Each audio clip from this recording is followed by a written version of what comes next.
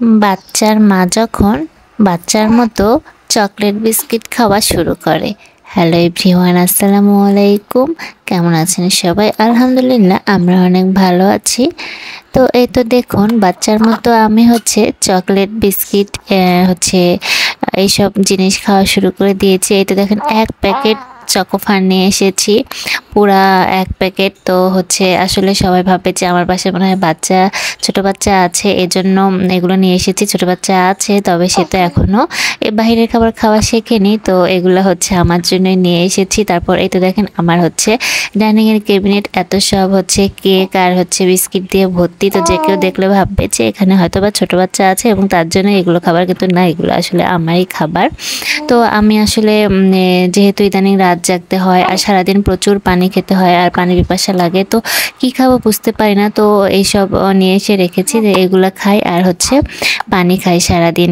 তো রাতে জাগতে হয়, রাতে উঠে উঠে দেখা যাচ্ছে কিছু খেতে হয়, তো মনে হয় যে তখন এগুলো খেয়ে পানি খেয়ে নিই। তবে এগুলো কোনোটাই কিন্তু স্বাস্থ্যকর খাবার না, কোনোটাই স্বাস্থ্যের পক্ষে ভালো না। তো তারপরও আসলে আমি খাচ্ছি। তো এই তো দেখুন, বিকেলবেলা আবার চলে আসলাম নতুন একটা এক্সপেরিমেন্ট করতে, মানে নতুন একটা পিঠা বানাবো। তো যেহেতু মুখে স্বাদ চেঞ্জ হয়ে গেছে, তো নতুন নতুন কিছু খেতে ইচ্ছা করে, তাই নতুন নতুন এক্সপেরিমেন্ট করি। তো এটা কিন্তু একদম ঘরে থাকা উপকরণ দিয়ে 15 মিনিটে এই পিঠাটা আপনারা বানিয়ে ফেলতে পারেন। তো শেষ পর্যন্ত কিন্তু দেখবেন অবশ্যই। তো এই তো এটা দুধ, চিনি আর আটা লাগবে, আর কিচ্ছু না, এবং খেতে অসাধারণ হবে। তো আমি দুধ, চিনি আর আটা দিয়ে, এই যে দুধটা প্রথমে গরমে দিতে হবে, তার মধ্যে এর মধ্যে আটাটা দিয়ে চিনি দিয়ে এটা রুটি বানানোর মতো ডো তৈরি করে নিতে হবে। তারপর এটাকে আপনারা যে কোনো শেপেই কিন্তু করতে পারেন। তো আমি এভাবে শেপ করে নেব, গোল গোল করে। তো তারপরে এটা জাস্ট ভেজে নিলে কিন্তু হবে, মানে এটা কিন্তু এমনিতে এভাবে খাওয়া যাবে, কারণ দুধ আটা আর দিয়ে তো এটা সিদ্ধ করাই হয়ে গেছে।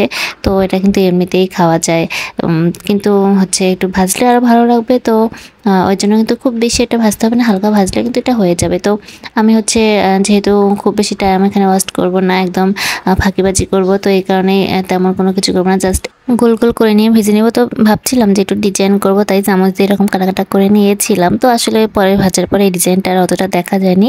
আসলে চাইলে এটা যে কোনো ডিজাইনই করা যায়, যারা সুন্দর ডিজাইন পারেন খুব সুন্দর করে ডিজাইন করে নিতে পারেন। তো আমার যদি সময় থাকতো তাহলে আমি সুন্দর করে করতাম, যেহেতু বাবুকে রেখে আর এত কাজ করতে ভালোও লাগে না, শুধু খাওয়ার জন্য আর কি করা। তবে যেভাবেই আপনি করেন না কেন, যে শেপে দেন না কেন, স্বাদ কিন্তু একই থাকবে। তো স্বাদটা কিন্তু অনেক সুন্দর হয়েছিল দেখতে, যেমনই হোক। তো আমি এগুলো ভেজে নিয়েছিলাম এভাবে। তো ভাজার পরে তো এরকম হয়ে এসেছে এবং খেতেও অনেক সুন্দর হয়েছিল। এবং এটা কিন্তু বানাতে খুব সময় না, একদম 15 মিনিটে আপনারা খুব সহজেই এটা বানিয়ে ফেলতে পারবেন। যাদের বাসায় ছোটো বাচ্চা আছে কিংবা নিজেরাও খাওয়ার জন্য ঝটপট করে এটা বানিয়ে কিন্তু একদিন ট্রাই করতে পারেন। তো এটাই ছিল আজকে আমার ছোটো একটা ব্লগ। ভালো লাগলে অবশ্যই লাইক কমেন্ট করবেন। ধন্যবাদ।